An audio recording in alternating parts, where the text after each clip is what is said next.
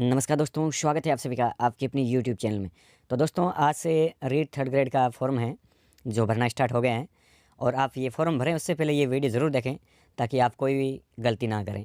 और गलती करने पे आपको पता है फिर एडिट का कोई ऑप्शन नहीं है, इसलिए इस वीडियो को ज़रूर देखिए।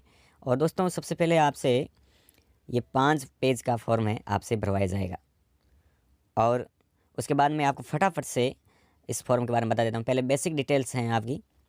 बेसिक डिटेल में आपका नाम पूछा जाएगा, आपका नाम, और उसके बाद में आपका लिंग मेल फीमेल जो भी हो, और फिर आपका पिता का नाम आएगा यहाँ पे, माता का नाम, फिर यहाँ पर आपकी जन्म तिथि, और फिर आपकी आयु आयु जो भी है आपकी यहाँ पर आ जाएगी 1 जनवरी 2023 एज ऑन।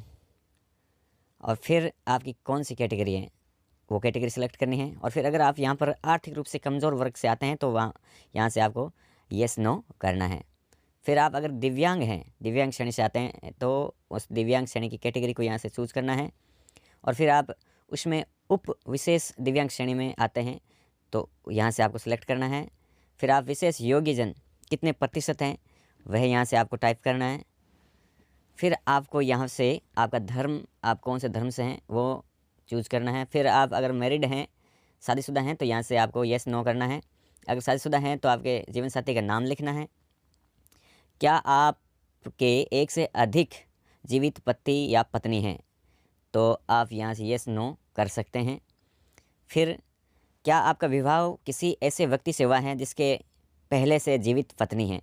अगर मान लीजिए किसी ऐसे व्यक्ति से शादी हुई हो, किसी लड़के की जिसके पहले से ही कोई जीवित पत्नी है और फिर दोबारा शादी कर ली, तो वो येस नो आपको करना है।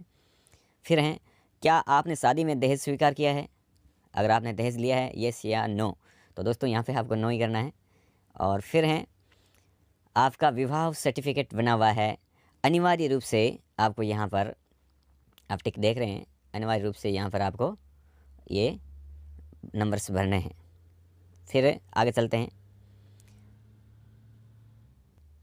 अब दोस्तों पूछा है, जीवित बालक की संख्या 1/6/2002 से पहले व बाद में पैदा हुए। यानी आपके 2002 से कितने बच्चे पहले पैदा हुए हैं और कितने बाद में पैदा हुए हैं। अगर पहले हुए हैं तो ऊपर वाले कॉलम में बॉर्न बिफोर में टाइप करना है, और बॉर्न आफ्टर में 2002 के बाद बच्चे पैदा हुए वो यहाँ पर टाइप करना है। और फिर हैं, क्या आप अन्य राज्य से विवाह पश्चात राजस्थान राज्य में प्रवासित होकर निवास कर रही हैं। हाँ, ये उन लोगों के लिए जो मान लीजिए कोई महिला है, दूसरे स्टेट की है और यहाँ पर शादी करके राजस्थान में रह रही है, तो उनको येस करना है, अगर नहीं तो नो करना है।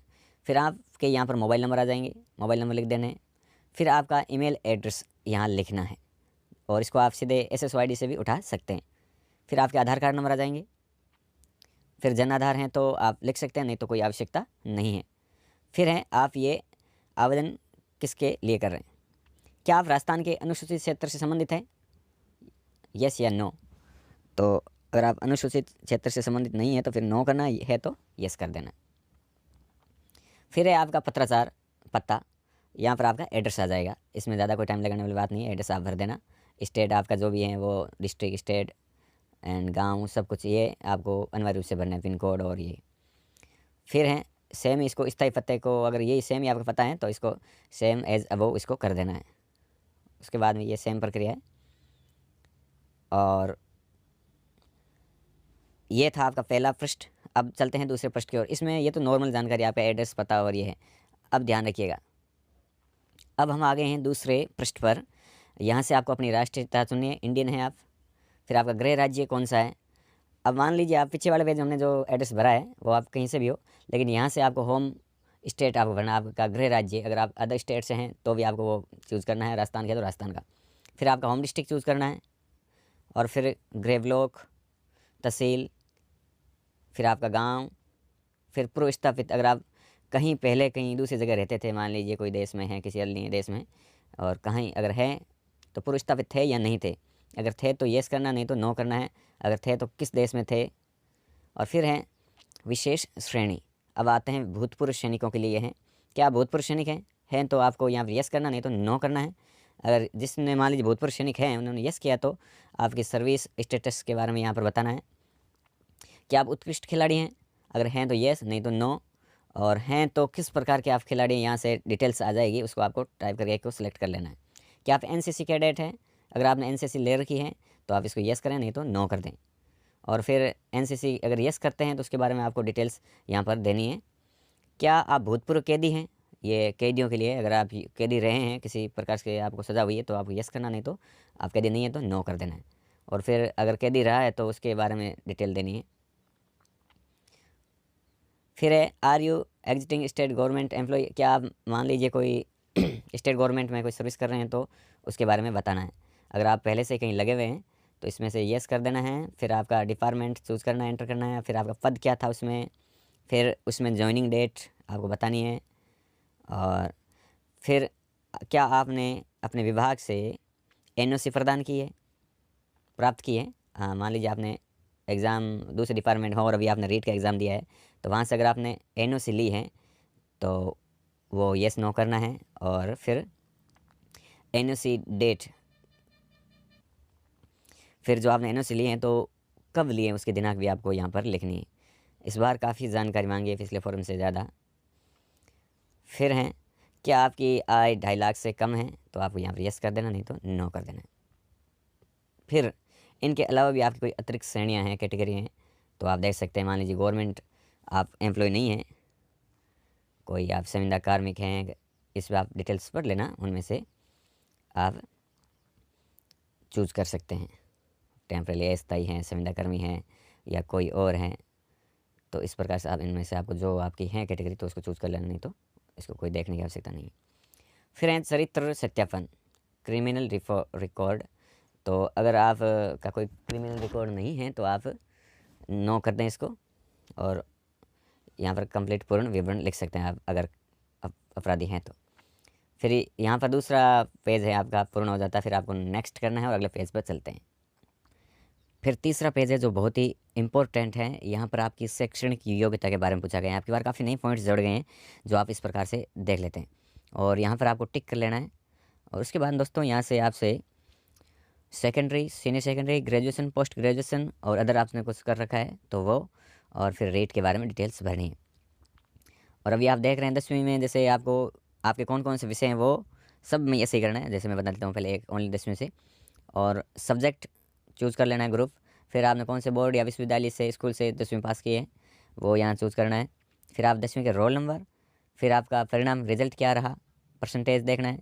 और फिर आपने उत्तीर्ण करने का वर्ष यहाँ सेलेक्ट कर लेना है। फिर ये 10वीं कितने महीनों हुई वो यहाँ चूज़ कर लेना है, लिख देने।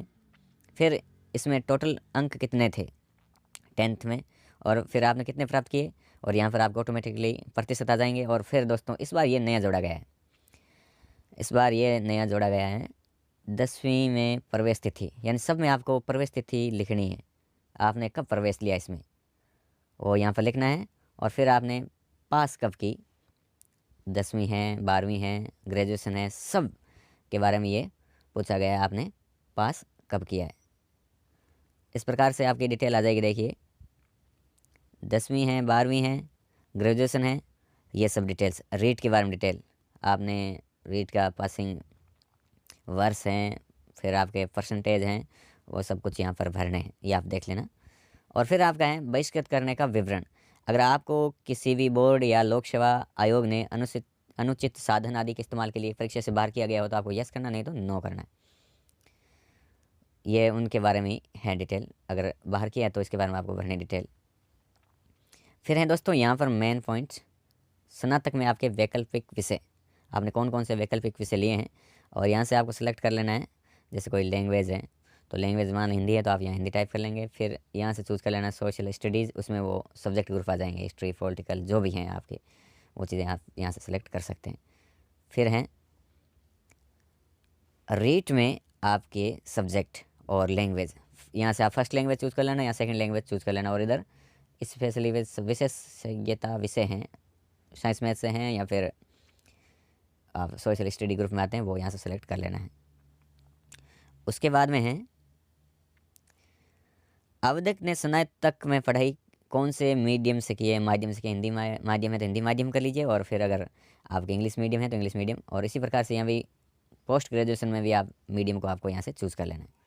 फिर यहाँ पर दोस्तों आपके ऑटोमेटिकली रीट के परसेंट 90%, और फिर हैं ये रीट के परसेंट आपका आ जाएंगे, और फिर ग्रेजुएशन का आपका 10% जुड़ के यहाँ पर टोटल आपके परसेंटेज आ जाएंगे, जिससे आपकी मेरिट बनेगी इधर यहाँ पर जो आएंगे वो। तो इस प्रकार से दोस्तों ये 3 पेज मैंने खोले हैं, और आप